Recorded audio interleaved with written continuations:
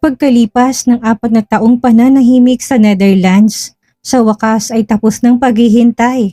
Si Christine Velasco, na minsan nang nawala sa spotlight, ay muling tumapak sa lupang sinilangan. Pero hindi na siya ang Christine na umalis na may dalang sugat. Bumalik siya ng mas matapang, mas maganda at higit sa lahat, handa ng lumaban para sa kung ano ang nararapat. Sa kabila ng marangyang pagbabalik, isang mabigat na sekretong nakabaon sa kanyang puso. Paano niya mapoprotektahan ang kanyang mga anak mula sa katotohanang pilit nilang itinatago, at sa pagdating niya, mananatili kaya siyang nakatago sa anino ng nakaraan? O tuluyan niya nang haharapin ang taong matagal niya nang ibinaon sa limot? Si DJ, simulan na natin. Christine POV. 4 years later. Bang bang! You're a bad guy! Sigaw ni Kael habang nagtatakbo sa hardin, hawak ang laruan niyang baril at halos mabuwal sa damuhan sa kahabol kay Cole. No! I'm Superman! I can fly! Sigaw naman ni Cole, tatalon-talon pa habang tumatawa. Sa isang tabi si Danaya naman, tutang pink niyang dress na may glitters at bit-bit ang paborito niyang stuffed unicorn.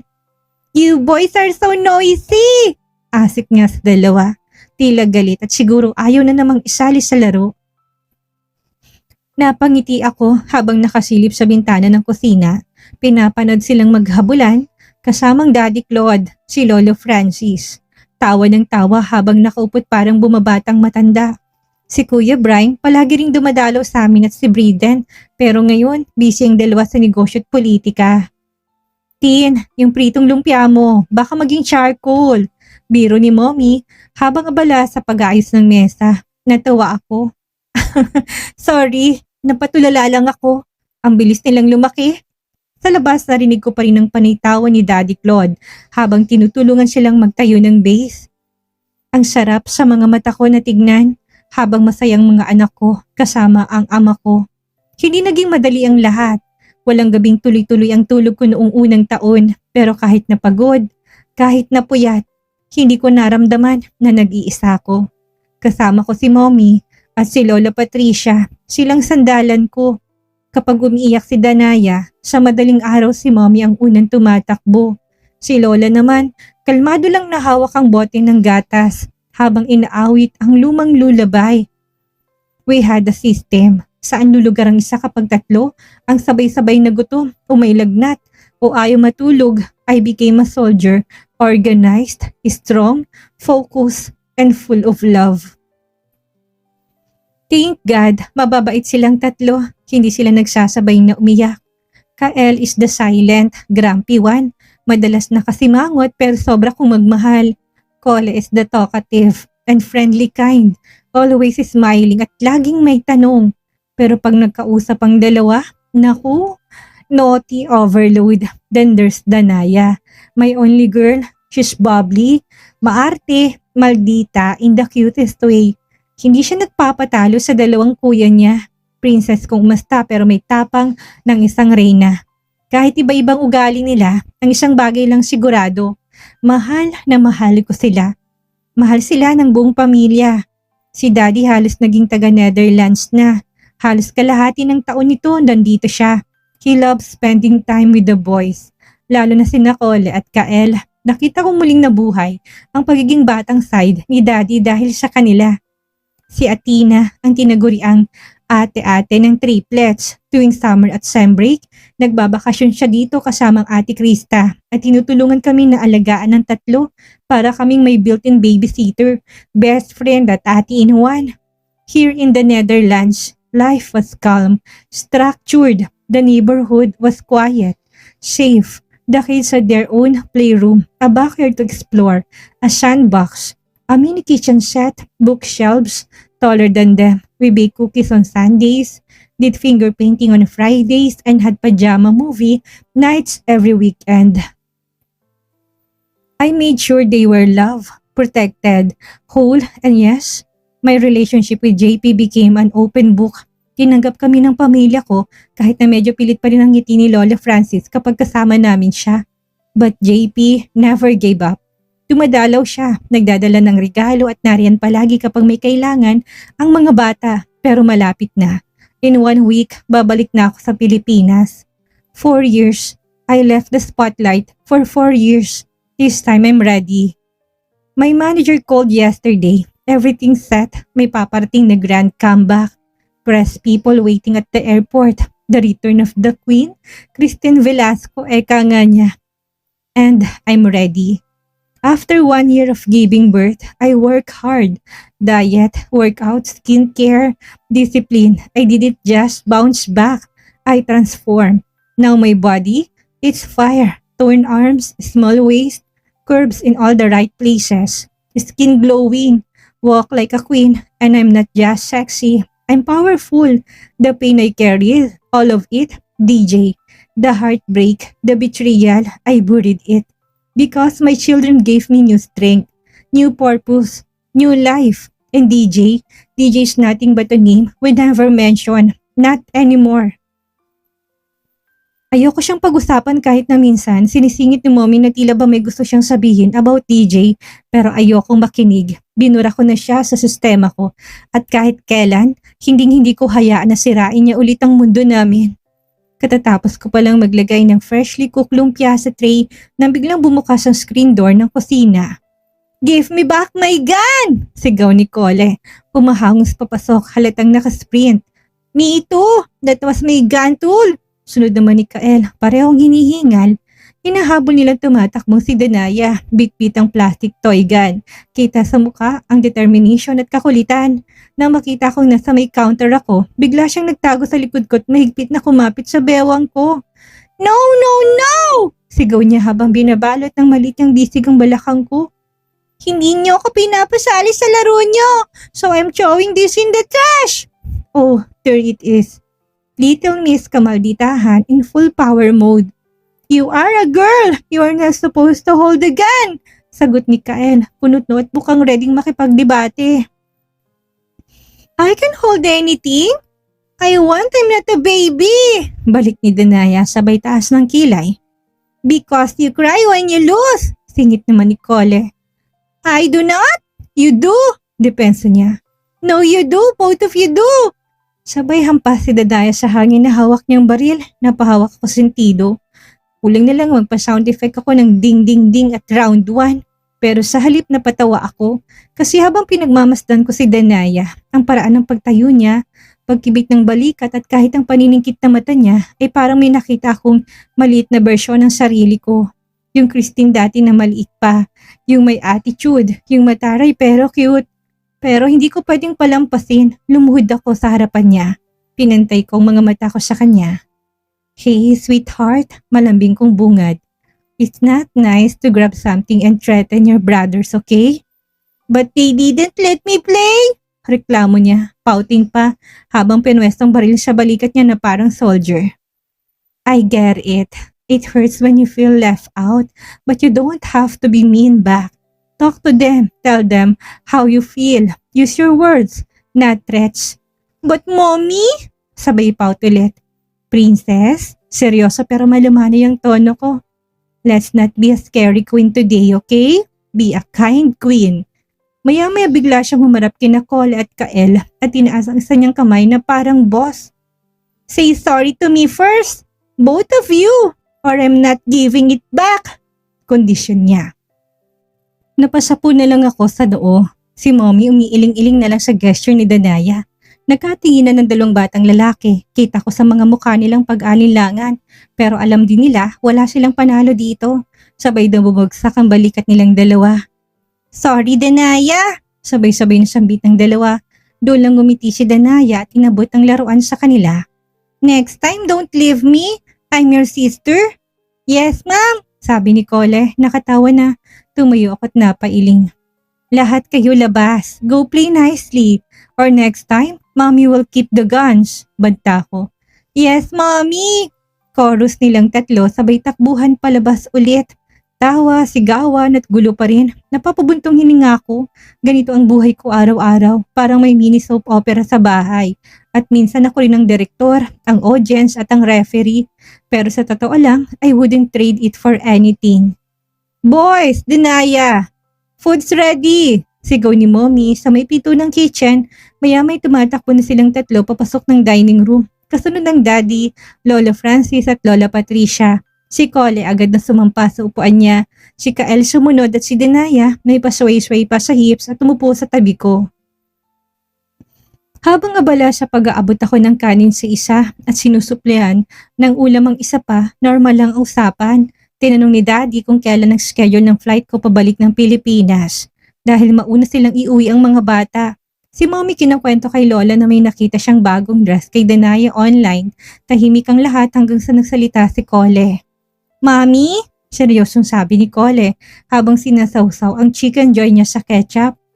Is it true that our daddy drowned in soup? Tumigil ang sandok sa ere. Si Daddy biglang napatuwid ng upo at parang sinuntok sa sikmura. Si Lola Francis nagtaas ng kilay at tumingin kay Mommy habang si Lola naman napa-adjust ng upo at napaubo. I swallowed hard. What did you say, sweetheart? Collie blink tapos sumubo ulit ng kanin. I heard from Peter that our daddy drowned in soup. Is that true? Was it very hot soup? Diyos ko, saan kaya niya nahugot yon? Lagot talaga sa akin ng batang yun kapag nakita ko. Anak yun ng kapitbahay namin sa una niyang asawang Pinoy bago nakapag-asawa ng Dutchman. Tumikim ako, trying not to panic. Oh no, definitely not true, sabi ko. Pilit ko inaalis ang panginig ng boses ko. Your daddy is alive. He just lives very far away. Then where is he? Tanong ni Kael this time habang nakatingin sa akin with his usual quiet curiosity. I swallowed hard. Hindi ko kayang sabihin sa kanilang tatlo na ang totoo ay may bago na tong pamilya. May ibang asawa, may anak. Hindi ko pa kayang sirain ang imahe ng ama sa murang isip nila. Hindi ko naman sinisirang imahe ni DJ sa kanila dahil never ako nagkwento ng masama against sa ama nila. So I made something up. Your daddy is working on the other side of the world. Very busy. Saving penguins. Penguins? Kunot noong tanong ni Kael habang hawak pa rin ng kutsarang may sabaw ng sinigang. Why he doesn't visit us? Tanong ni Denaya. Tumingin ako sa kanila and I had to lie. Yes, he helps scientists in cold places. That is why he couldn't come home. Dagdag ko pa. Lakas ng loob lang. He sent his love through the wind. Sabay hipan sa palad ko na parang drama sa cartoons. Tahimik si Denaya for a second. Tapos sumang-ayon. Maybe he's in Antarctica. I saw that on TV. There are lots of penguins there. Kael nodded slowly. Penguins need help. That's a good job. Si Collie medyo nag-alinlangan pero after a bit, ngumiti na rin siya. Okay, so he's not dead. That's good. That's a weird way to die. Sang-ayon na rin niya pero may lungkot pa rin ng boses niya. Napatingin ako kay Daddy at Mommy. Pareho na may lungkot sa mga mata pero hindi nagsalita. Si Lola Francis as usual. Kunot noo pa rin pero hindi rin kumibo. Sa loob ng ilang segundo, bumalik ang sigla sa mesa. Nagkakainan ulit. Tawanan, laro ng tinidor at kutsara, kulitan. Pero ako habang kumakain nakatingin lang ako sa kanila. Ang tatlong maliliit na tao yun na wala pa namang gaanong alam sa mundo pero marunong makisama sa katahimikan na katotohanan at kung kailan sila handa, hindi pa ngayon. But someday, I'll tell them the real story. Ngayon, nahayaan ko na muna silang maniwala sa penguins. Pagkatapos namin kumain, iniwan ko na muna mga bata kay Mommy. Umakyat ako sa kwarto namin. Sa loob parang binagyo, mga laruan sa sahig, damit kung saan-saan, at mga maleta nila nakabukas pa sa isang sulok. I sighed and tied my hair into a messy bun. Kailangan ko na talagang ayusin to. Mauna silang uuwi sa Pilipinas kasama sina Mommy at Daddy. Kami ni JP susunod na lang pagkatapos ng ilang araw, gaya na napag-usapan. Inisa-isa kong mga damit nila. Folded them neatly, paired their socks, tucked their tiny underwear sa gilid ng maleta. Pumasok si Mommy after a few minutes, bitbit ang ibang gamit ng mga bata. Tahimik lang siya nung una habang sinasabit ang mga jacket sa bag. Pero ramdam ko na may gusto siyang sabihin. Tulungan na kita, sabi niya, finally while fixing Kael's clothes. Salamat po, sagot ko habang tinutupi ang mga pajama ni Danaya. Tahimik kami ulit. Ilang segundong walang nagsalita. Tanging zipper lang ng maletang naririnig hanggang sa nagsalita siya ng dahan-dahan. Anak, wala ka ba talagang balak na sabihin ang totoo kay DJ? Natigilan ako, hindi ako agad nakasagot, tinignan ko lang ang blouse na hawak ko. I knew this conversation was coming. DJ still their father, Tin. Patuloy ni Mommy. Kung ano man ang pinagdadaanan mo ngayon, pinagdaanan ko rin yan noon. Dumating pa ako sa point na sinumpa kong daddy mo. But I realized, sobrang mali pala yun. She sat beside me, her voice calm but firm. I just hope you won't do the same mistake I did. Hope you won't hide everything from DJ. Huminga ako ng malalim. I closed the maleta and sat on the floor beside her. Mom, I said trying to keep my voice steady. What's the point? May asawa na siya. May anak na. He's already built a life without us. Sabihin ko man ng totoo, walang magbabago. Wala. Ang ending magbumukhang kawawa lang ang mga anak ko. Narinig kong mabigat na yabag mula sa hallway. Paglingon ko nandun si Lolo Francis. Nakatayo sa may pintuan. Nakakunot ang noo. Your mommy's right. He said, his voice low but sharp. Would you listen to her, Christine? I swallowed. I really heard Lolo raise his voice but now I could feel the disappointment in his tone. I didn't like that call he said kanina. The poor boy believes his father drowned in a soup. Do you know how painful that is to hear? Tumayo siya at lumapit sa amin. And this JP guy, mabait siya oo pero he's starting to take DJ's place. The kids are calling him daddy. You really want that? Lolo, I said trying to explain. You can change the fact na anak ni DJ ang mga bata. Sabi niya, almost in a growl. Tumayo ako, nilabanan kong kaba sa dibdib ko. I love and respect my lolo but this time, I need to speak for myself, for my kids. This is my choice, Lolo, I said, firm but respectful. Let me decide for once. Let me protect my children the way I know how. Christine, I'm not saying never. I cut him off. I'm saying not now. Hindi pa tong tamang panahon. When the time is right, kapag ready na silang harapin ang lahat, sasabihin ko sa kanila. Pero ngayon, I will decide. Tahimik silang dalawa. Si Mommy napayuko. Si Lolo nakatitig lang sa akin. Parang nagbabasa ng kaluluwa. Ako ang ina nila, I said softly. And I know what they need. They need peace, not questions. For a few seconds walang nagsalita hanggang tumango si Mommy. Dahan-dahan si Lolo, lumabas na lang ng kwarto at mabigat ang bawat takbang. At ako napaupo ulit sa sahig. Tinignan kong maleta ng mga anak ko at halos mapuno ng mga damit. Gusto ko silang bigyan ng mundong buo. Pero paano kung ang katotohanan ang kailangan para maging buo rin sila? Not today, but maybe someday. After 2 days. Wala akong nagawa kung hindi sumunod kay Lolo Francis. Mula nung araw na kinausap niya ako, sunod-sunod ng mga desisyon na parang hindi ko nahawak. Parang may sarili silang daan at ako na lang ang kailangang makisabay. Tin anak, tayo na, sabi ni Daddy. Lumapit sa akin si Cole, nabitbit ang kanyang maliit na backpack. Mommy, pwede ko bang dalhin ng robot ko? Ngumiti ako tumango. Siyempre anak, wag lang mawawala ha? Sumunod si Kael na hila-hilang kanyang maliit na maleta na parang isang maliit na boss. Si Denaya gaya ng dati ay nakasabit sa braso ko. Tumatangging maglakad na mag-isa. Excited sila. Wala silang kamalay-malay sa kung anong nangyayari sa paligid nila. 3 itim na SUV ang naghihintay sa amin sa labas ng bahay. May mga nakaitim na bodyguards tabi. Mahigpit ang tindig. Hawak ang kanilang mga radyo habang sinusulyapan kaming papalapit.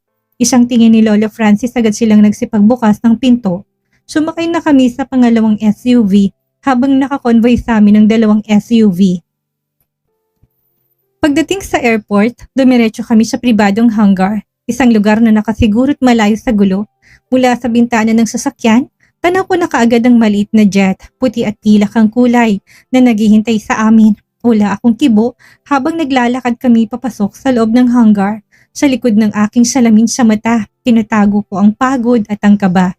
Hindi dahil sa paglipad o hindi dahil sa desisyong wala sa original na plano. Anak, okay ka lang? Tanong ni Mommy habang hawak si Danaya. Tango ko lang. Ayos lang ako. Ang totoo hindi. Si JP ay dapat sanang sasama sa amin pero napilitan siyang maunang umuwi sa Maynila. Siya na rin ang susundo sa akin sa paliparan. Pero ang pinaka nagpabigat, ang kasaduan na sinang-ayunan ko kay Lolo. Sasabay ako pabalik sa Pilipinas. Hindi na muna ako magpapaiwan, hindi na muna ako lalayo sa kanila. At sa mansyon ulit ako titira. Bala ko sanang bumukod na muna, pero tinutulan yun ni Lolo Francis. Tin, tawag ni Lolo habang hinihilang maliit na trolley ni Kael. Huwag mong kakalimutan ng pangako mo. Tumango ako ng dahan-dahan. Hindi ko po kakalimutan, Lolo. Tumango rin siya. Mabuti. Pagkatapos mag-check-in ng mga documents sa pribadong lounge, habang naghihintay ng tawag para sa pagsakay, lumapit ako kina Mommy at Daddy. Nakaupo sila kasamang mga bata. Pinapakain ng magaan na merienda. Ma'am, Dad, sabi ko ng mahina. Pwede ba ako humingi ng pabor? Napatingin silang pareho. Ano yun, anak? Sa naiya ako bababa. Naghihintay sila sa akin doon. Gusto ko sanang dumiretso na kayo sa Cagayan kasamang mga bata. Pakiusap, ilayo niyo na muna sila sa mga mahayag. Ayaw ko silang ma-expose. Lalo na ngayon na babalik ako sa showbiz. Nagkatinginan silang dalawa. Si Dad ang unang tumango. Naiintindihan namin. Salamat po. Bulong ko. Sa isla na muna sila. Gusto ko silang makahinga at maging bata lang. Napahawak si Mommy sa kamay ko. Kami nang bahala sa kanila. Hinalikan kong mga bata isa-isa. Si Danaya, umiyak, ayaw akong pakawalan. Susunod ako, baby girl. Malapit na, okay? Bulong ko habang yakap siya ng mahigpit. Si Cole at Kael, mas tahimik pero alam kong ramdam din nila ang lungkot. Promise, Mommy? Tanong ni Cole. Promise, sagot ko. Magsaya lang kayo sa isla. Huwag matigas ang ulo kay Lolo at Lola. Oras na para sumakay, ma'am. Sabi ng isang bodyguard na lumapit. Tinuro niyang hagdanan papuntang jet. Isa-isang naglakad papasok ang mga magulang ko at ang mga bata. Si Lolo Francis huling lumingon sa akin bago tuluyang pumasok sa loob. Napakatagal ng tingin niya. Para bang tinatansya kung talaga bang handa kong harapin ang lahat. Pagkatalikod nila, napatingala ako. Huminga ng malalim. Ito na, wala nang balikan. Ang pagbabalik sa showbiz. Pagtatago ng katotohanan, pagprotekta sa aking mga anak, lahat sabay-sabay. Pero sa ngayon, ang sigurado lang ako, kailangan ko na munang maging matatag para sa kanila. Sa loob ng pribadong jet, hindi ako mapakali. Sinubukan ko manatiling kalmado pero hindi tumigil ang mga binti ko sa paggalaw. Palipat-lipat ako ng upo, nakatingin sa labas ng bintana kahit wala namang makita ko hindi ulap. Hindi ko makalmang puso ko, magkahalong takot, kaba at nerbiyos ang nilalabanan ko. Paano kung hindi na sila magpakialam? Paano kung wala na akong mga tagahanga? Paano kung maging sakuna ang pagbabalik ko na to? Kinagat ko ang aking labit, ipinikit ang mga mata. Iniwasan ko mapansin ang mga batang bigat na nararamdaman ko pero mukhang hindi ko na rin naitago sa mommy ko. Napansin ko na lang na dahan-dahan na humawak ang kamay niya sa kamay ko. Okay ka lang ba? Malumanay niyang tanong. Ano nangyayari sa isip mo? Huminga ako ng malalim. Sinubukan kong ngumiti pero parang wala sa loob. Hindi ko alam, ma'am. Bulong ko. Natatakot lang ako. Paano kung hindi na ako tanggapin ng mga tao? Paano kung wala nang maniwala? Paano kung hindi na ako sapat? Tahimik na muna siya. Hinaplos niyang likod ng kamay ko at tulad ng dati, para akong batang umiiyak sa puso lang. Christine, mahina pero buo ang boses niya. Hindi ka lang basta bituin. Hindi ka lang, ikaw ang isang taong pinaniwalaan ng mga tao. Binigyan mo ng buhay ang screen. Hindi dahil perpekto ka, kundi dahil totoo ka at hindi yun nakakalimutan ng mga tao. Napalunok ako pero taon nang lumipas, Mom. At ano naman, sabi niya, anak, ang mga totoong bituin kahit na matagal nang hindi nakikita, kapag bumalik, sinasalubong pa rin. Magtiwala ka sa puso mo ha, magtiwala ka sa liwanag mo. Hindi ko alam kung bakit pero may kung anong lumuwag sa loob ko. Hindi pa totally nawala ang kaba pero parang nabawasan kahit na papano. Pinisil kong kamay ni Mommy. Salamat. Bago pa ako tuluyang malunod sa isip ko, biglang lumapit ang triplets. Mommy! Sabay-sabay pa silang tumawag. Si Danaya kaagad na umakyat sa kandungan ko habang sina Cole at Kael naman ay umupo sa magkabilang gilid ko. Pwede ba kami makpanglaro sa iyo? Tanong ni Kael. Napangiti ako. Sa pagkakataong ito, totoo na. Syempre naman mga anak. Naglaro kami ng maliit na board game na dala nila. Sa bawat tawa nila, sa bawat kwento, unti-unti akong bumabalik sa sarili ko. Pansamantala nakalimutan kong kaba ko. Isa lang akong ina. Isa lang akong Christine. Lumipas ang ilang oras nang maramdaman kong unti-unting pagbaba ng eroplano. Sa labas ng bintana, tanaw ko ng runway ng naiya. Bumilis na naman ang tibok ng puso ko, pero sa pagkakataong ito, may tapang na kasama. Bigla ko narinig si Daddy mula sa unahan ng jet. Anak, handa ka na ba? Naghihintay na si Gina sa labas. Nandyan na rin ang manager mo pati na si JP. Naka-standby na rin ng mga bodyguard para sa convoy. Napalingon ako sa kanya. Tumango ako pero hindi pa rin ako makatayo. Lumapit si Daddy Claude, tinapik ang balikat ko, saka tumingin ng diretso sa mga mata ko. Ayaw ko sana nito, Christine. Gusto ko ng tahimik na buhay para sa iyo at sa mga bata pero itong pinili mo. Ngumiti siya ng tipid. Kaya maligayang pagbabalik, anak. Huwag kang mag-aalala sa triplets. Kami nang bahala sa kanila. May katiyakan ang tinig ni Dad. Sa sandaling yon, bumukas ang pinto ng jet. Ramdam kong mainit na hangin ng runway, kasabay ng malalakas na huni ng paparating na hangin mula sa propeller. Bago ko bumaba, lumingon na muna ako sa triplets na ngayon ay nakakandong kay Dad. Nag-thumbs up pa ang tatlo at sabay na tumango. Tumango ako pabalik, saka lumabas na ako. Paglapag ng paa ko sa hagdan, bumungad agad sa akin si Gemma sa ibaba. May hawak na punpun ng puting liryo. Nakatayo sa tabi niyang manager ko at may malapad na ngitit, makikitang saya sa mga mata niya. Nangangatog ang tuhod ko nang dahan-dahan akong bumaba sa hagdan. Pagkarating ko sa ibaba, pagkaapa ko mismo sa semento, nasabi kong sa wakas, I'm home. At si JP, lumapit siya sa akin, ngumiti at hinalikan ako sa pisngi. Welcome back. Bulong niya. Natulala ako sandali. May mga kamera na kumukurap-kurap sa kung saan sa likod ng mga sasakyan. May ilang tao rin na nagmamasid sa may gilid pero wala na sa mga yon. Ang mahalaga ngayon. Tin, tawag ni Gemma habang inaabot ang mga bulaklak. Gawin na natin to. Nakabalik ka na. Hinawakan kong punpun ng bulaklak. Suminghap ako sa hangin. Tumango ako. Oo, nakabalik na ako at sa pagkakataong ito, hindi lang ako nandito para makita. Nandito ako para ipaglaban ng sakin. Natutunan natin ngayong araw na ang tunay na lakas ay hindi nasusukat sa kung gaano tayo kaganda o kakilala, kung hindi sa kung paano natin poprotektahan ang mga taong mahalaga sa atin. Pinili ni Christine na magsinungaling para sa kapayapaan ng kanyang mga anak at bagamat masakit ang katotohanan na pilit nilang itinatago, pinili niya ang landas ng pagiging isang matapang na ina. Pero hanggang kailan nga ba kaya magtago ng penguins ang kanilang ama sa mata ng kanyang mga anak? At hanggang kailan kayang panindigan ni Christine ang kanyang desisyon kung ang nakaraan ay pilit na kumakatok sa kanyang pinto? Minsan ang pagtakas sa katotohanan ay paraan ng paghilom, pero hindi nito mabubura ang katotohanan na may mga bagay na kailangan talagang harapin. Ano sa tingin ninyo? Tama bang desisyon ni Christine na itagong katotohanan tungkol kay DJ o mas lalo lang itong pinapalaki ang sugat na maaari nilang harapin sa hinaharap? Iwanan yung inyong mga comments at gusto kong malaman ang inyong panig. Huwag kalibutan na mag-like at mag-subscribe para hindi kayo mahuli sa susunod na yugto ng ating kwento. Maraming salamat po.